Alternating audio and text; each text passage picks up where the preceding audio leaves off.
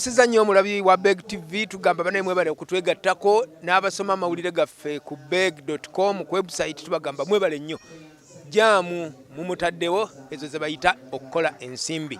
Tugenda mu maaso nno n'okubatuusaako ensonga ez'enjawulo. Minisita avunaanyizibwa ku gavumenti ez'ebitundu kye yakoze era yayongeza abakulembeze ba LC oba kisanja oba bbanga okulonda ku LC ku kyagaanye lwa nsonga ya nsimbi. Naye tuze okutuukirira ababaka ba paalamenti ab'enjawulo okubaako kye bagamba ku nsonga eno. Lwaki okulonda ku LC nga LC gwe mulamwa gw'ekyalo y'entandikwa y'obumenyi bw'amateeka y'entandikwa y'eddembe, lwaki okulonda kwa LC kuganya? Tuli ne mukulu Balimwezo omubaka w'e Nakawa ate y'omu ku basajja bavunaanyizibwa wano ku kibuga Kampala. Enguudo ezo ez'ebinnya bye mulaba ye ssentebe w'akakiiko k'ettaka k'enguudo wano mu Kampala. Bwe mubiraba ebinnya mumugamba atwale enfuufu ye. Sebo, lwaki abantu tobakolera nguudo? Sebo, njagala okutegeeza abatuwuliriza nti sinze ssentebe wa ebinnya naye ndi ssentebe w'enguudo z'omu Kampala, naddala okuddaabiriza enguudo. Amazima gali nti tugezaako oluguudo teruzimbibwa mu nnaku 5 oba myezi 2 oba mwaka. Bwe tuba tugaba contracts zino, for example tugenda kuzimba enguudo kilomita esukka mu 69 mu Kampala, era contracts zino baaziwa Abachina.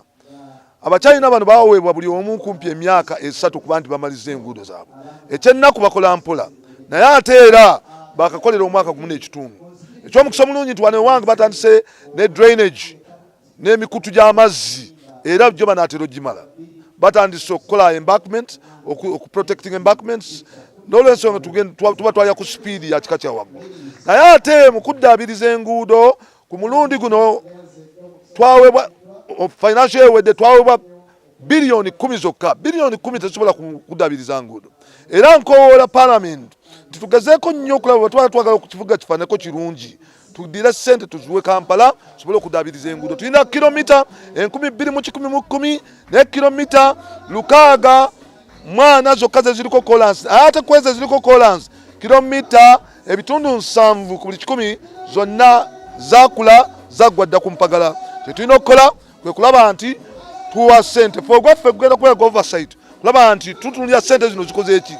Ekyennaku tulina ssente ez'okuddaabiriza. Mwami Museveni yawa directive nti SFC yebeezikozesa. Kati niwesanga nti abantu baffe ba contractors abatalina mirimu nabo bagiddwako emirimu kubanga president yawadde directive nti SFC ne buno obutono yebeebukola.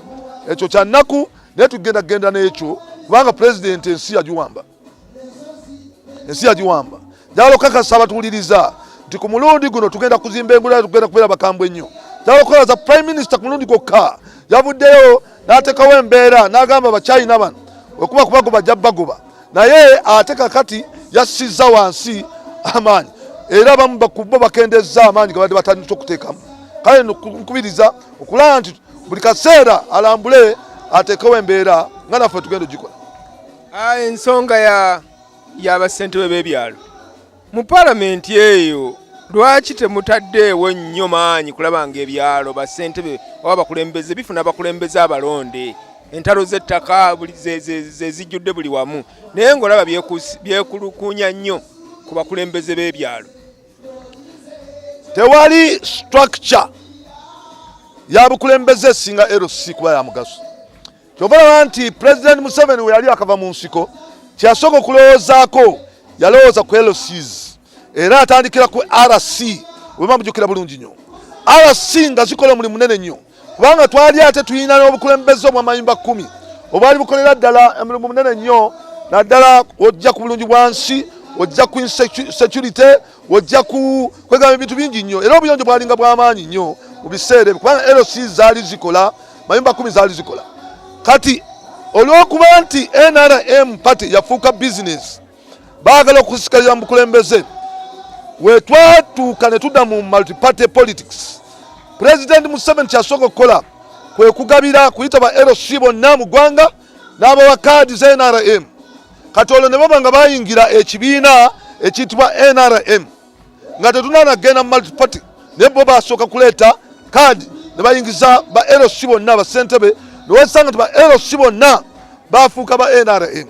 kakati ng'amanyi bulungi nnyo nti bwe basobola okulwana ku ground okumobilizinga ye asigale mu bukulembeze era omulimu ogwo bagukoze naye kyennaku nti bazze bakitta olwa selfish interests buli wayagala okusigala mu bukulembeze tuzze tulaba ne services declininze nga weesanga nti LCs zivaayo ne zitunulya abantu baazo bokka ba NRM program za government ba NRM ne weesanga nti njukira nti n'okwagala okuwandiisa okulonda bali bakutadde mu LC era nga ebitabo bino bikwasiddwa ba NRM ba LC kati simanyi oba enkima esala ogw'ekibira ne weesanga nti era bali bawandiise baabo bokka bwe bali bagenda okubalonda ekyo nno kyali kimenya mateeka era twakiyimiriza naye kisinga obuzibu era obubi kwe kuba nti n'abaliwo tebalondeddwa bulonde tebalondeddwa bantu ekisanja ky'erosi kiri myaka 5 era nga kiwandikiddwa ne mu constitution y'eggwanga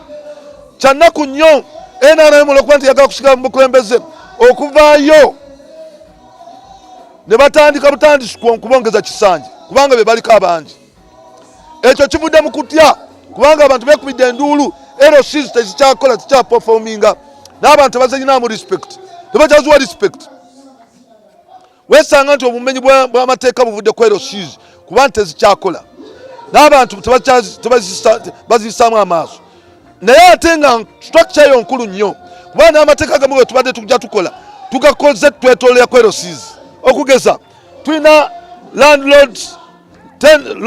landlord tenant act eyo eruŋŋamya omupangisa ne landlord twagamba nti LC Kkooti yenesookanga okusala ensonga oba n'abaawo obutakkaanya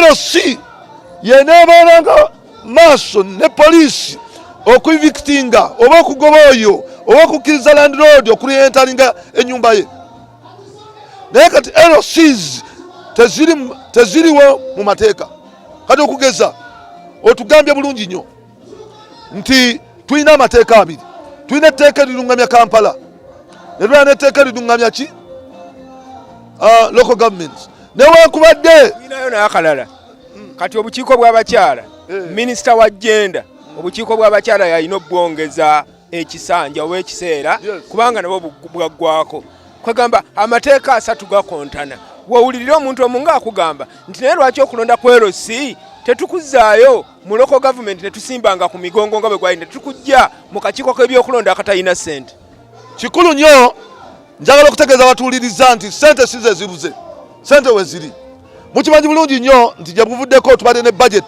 ebadde egenda okuyisibwa ya tiriyoni 5.8 naye ku lunaku lwennyini lwe tuyisa budget ne baleeta kuligenda ennyongereza nga bafunye tiriyoni 14 ezo tiriyoni 14 tosobola kugaana kufunako biliyoni 5 za kulonda newankubadde ate nazo nnyingi kubanga amazima teziggwawo kati kyakwekwasa bwekwaso olwokuba nti NRM emanyi nti eruzinze obuganzi mu bantu kyova olaba nti etaddewo embeera eyo ey'okugamba nti bongezi naye ekyo kimanya amateeka tugenda kwongera okukola okunoonyereza okulaba nti tugenda mu kkooti olunaku olwaleero nkontaktinze looya owa NUP Musisi ne mugamba tugende tutagula ebitabo tutinkule amateeka tulabe oba tetusobola kutwala gavumenti mu kkooti olw'okumenya constitution y'eggwanga kubanga ekisanja kirina kubeera myaka 5 newankubadde nti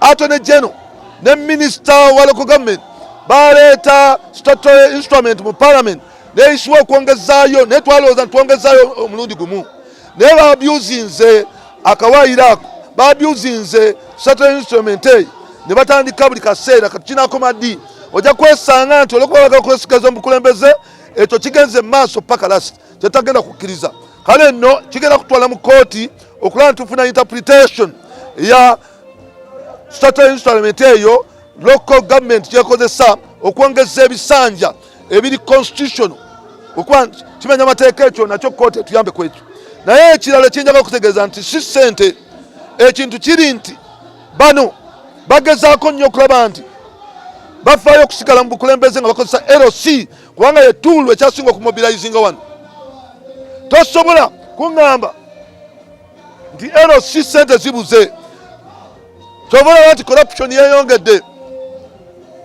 LC olw'okuba nti baweebwa mutwalo gumu buli mwaka ate si bonna okujjako ba chairman. Ekyo kireetawo gaapu nnene nnyo wakati wa ssente eziweebwa omubaka Parliament ne LC ng'ate yeevunaanyizibwa okukola programs ezinyikira mu bantu. Kati LC nkulu nnyo n'okusinga Parliament ku lwange. Kyangu nnyo okugulira Parliament ne LC kyandibadde kizibu. Kati olw'okuba tobawa ssente zimala bo baddukidde mu kwetaasa kwe kuleetawo 10%. 10% ene baleetedde obuzibu n'okuba nti batandika okukola okuviolatinga amateeka, okunyaga ettaka ly'abantu, batandika okukola bye batandikoze. LC chairman teyandibadde witness ku ndagaano ya kutunda ttaka kubanga ate alina ne kkooti. Kati wakola bw'abeera witness mu kutunda ettaka ate kkooti ani agenda ogikubiriza egenda okugyawo embeera eyo ani? So bintu bingi byebaze bakola nga byandibadde tebikolebwa naye okuba nti balaakinga ssente, tebalina ssente bye biyingiddemu n'okuba nti batandika okumenya amateeka. Edda twalina bulungi bwa nsi nga LC bavunaanyizibwa ku security, bavunaanyizibwa ku kuyonja.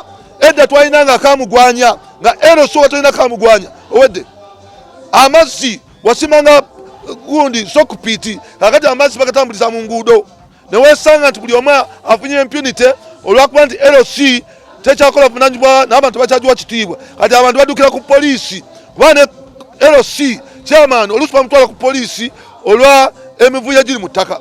Kakati neweesanga nti buli muntu yenna owakasango konna tekyesiga LC addukira ku poliisi, gavumenti esse LCs n'okuba nti tebalondebwa bulondebwa ekyo kuzitta amaanyi g'abantu.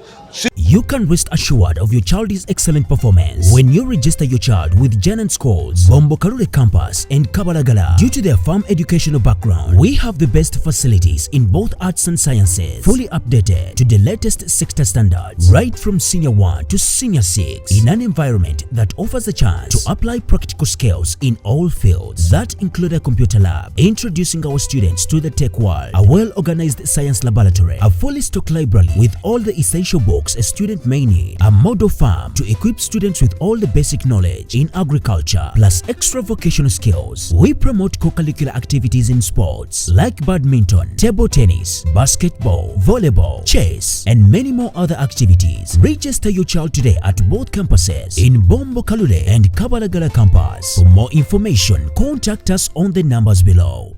Singa omuntu amanya nti next month ngenda kudda mu kalulu abaako n'okutya n'akola byayindibadde akola mu tteeka n'olwokuba nti amanyi bajja kumwongezaayo tafaayo kukola bintu mu mateeka kubanga amanyi NRM yamuwa kiringa kifo kyasikirano. Ekyo nno nakyo kireetedde ddala LCs okuba nti tezikola bulungi kubanga baweebwa buweebwi, tebakompiitinze, tebategedde nti ekisanja we kikoma, bafeeyo nnyo okulaba nti bakola. Ngaffe ba MP bw'oba tozikomye mu bantu kukola omanya nti ekisanja kyo kiggwako, social contract n'abantu egenda kuggwawo. Ofaayo nnyo okulaba nti okola. Leero tuli mu community kubanga twagala abantu bategere tukola batwongere ekisanja sobola okugenda mu maaso kubanga kulonda gye kuli twagala tetwagala. N'olw'ensonga eyo etteeka lirina okutandika okukola nti buli kisanja LC egenda kulondebwa. Nga balonda omubaka Parliament ne balaba nti mukulu naye ate LC nkulu nnyo okusinga obubaka bwa Parliament kubanga yeri wansi mu bantu yekola fabric eyo eri wakati w'abantu egenda okugumya oba okunafuya ki systems za leadership. N'olw'ensonga eyo ekyo gavumenti ekola kikyamu. Tulina projects eziteekeddwamu ssente mpitirivu nga LCs be bazirondoola okugeza PDM over 1 trillion ziweereddwa PDM nga ba LCs bavunaanyizibwako. Kakati tosobola kukwata ssente kuziwa muntu atali mu mateeka oba bajja zibba ate nga tojja basiba kubanga nawe wawolondera bweru wa tteeka. N'olw'ensonga eyo twandyagadde ssente zino zikwasibwe abantu abali mu mateeka abasobola okutwalibwa mu mateeka singa baba bakoze ensobi. Ekyo gavumenti nakyo ssente nyingi nnyo. Tubadde ne program za NADS nga weesanga bapata emu babaziganirwa. Lwaki? Kubanga abantu baabwe be bazirimu. N'olw'ensonga eyo service delivery komawo n'okunyikira twetaaga LCs. Era ffe kyetugenda tutwala mu kkooti interpreting statutory instrument eno gye bafuna oba ddala buli myezi 6 eyongera minisita amaanyi agawongezaayo okulonda okuli constitutional. Ekyo tugenda mu kkooti era namaze dde okukwatagana mu si leero tukwataganye leero ku makya tugenda tukole ekintu ekyo. Kino kibuuzo ekirala. Tetujja kusukawaawo ku nsonga ya LC katulinde binaava mu kkooti. Mwebale nnyo.